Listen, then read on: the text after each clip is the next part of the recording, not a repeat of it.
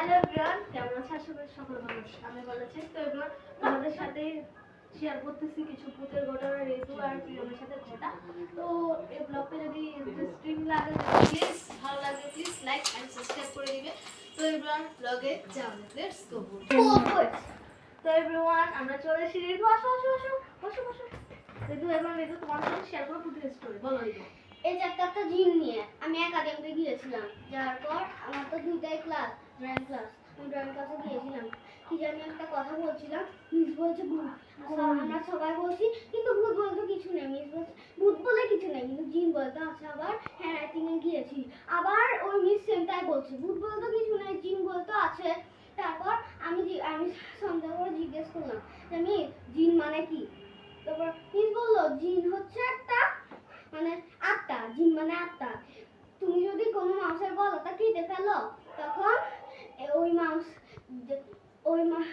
তোমার মানে যে মানুষটা গলা কেটেছে সেই মানুষের ঘরে আসলে দু পাশার সাথে ঠাস করে একটা দা দিয়ে গলাটা কেটে দিবে, এটা বললো। তারপর আমি আবার ঘরে ঢুকেছি, কেমন জানি মনে হচ্ছে আমাকে জিনটা ধরে ফেলছে।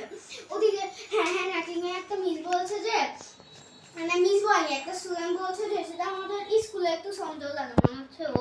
তারপর বলছে যে মানে চেহারা দেখে লাগে আর কি। আচ্ছা যাই হোক, কথা বলি।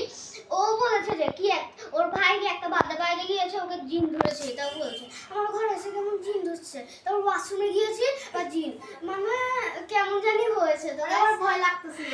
মানে গাইস, এই গল্পটা এই পর্যন্ত। তো চলো এখন প্রিয়মেরটা শুরু করি। আমার জন্য আজকে ভাই আমরা চলে এসেছি। এখন প্রিয়ম বলবে। প্রিয়ম, তুমি ওদের সাথে ভূতের স্টোরি শেয়ার করো। আমাদের গ্রামের পাশে একটি মানুষ দেখা গিয়েছিল। সে মানুষটিকে অনেক দিন দেখা গিয়েছিল। সে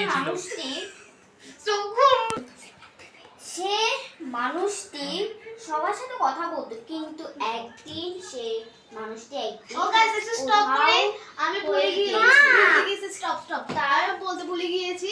প্রিয়ম ভুলে যায় যে মানে ইয়াগুলো, তাই জন্য ওকে ও ভূতের স্টোরিটা বলছে। আমরা লিখছি, প্রথমে লিখে দিয়েছি, তারপর ওকে দেখে দেখে বলবে। তোমার কিছু মনে করবে না, আবার সন্দেহ করবে না, কিন্তু এটা কিন্তু সত্যিকারে ঘটেছে। প্রথম থেকে বলো।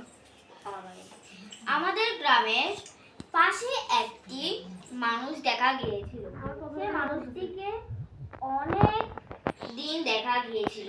সে মানুষটি সবার সাথে কথা বলতো, কিন্তু সে মানুষটি একদিন উধাও হয়ে গিয়েছিল। তার ঘরে মানুষ অনেক কালা জাদুর জিনিস দেখেছিল। এই ঘটনার কথা গ্রামে গ্রামে শোনা যায়। তো আজকের ভিডিওটি এইটুকু, কেমন লাগলো আপনারা কমেন্টেই বলবেন। অবশ্যই লাইক এবং সাবস্ক্রাইব করে দিতে হবে, কারণ গাইস এত কষ্ট করে ভিডিও বানাই খালি একটা পয়সা ইনকাম করার জন্য। গাইস এমন পয়সার জন্য না, আমরা শুধু তোমাদের খুশির জন্য আর আমাদের মনের খুশির জন্য করতেছি। তারপরে আজকে ব্লগটার জন্য এতটুকু। প্লিজ ভালো লাগলে সাবস্ক্রাইব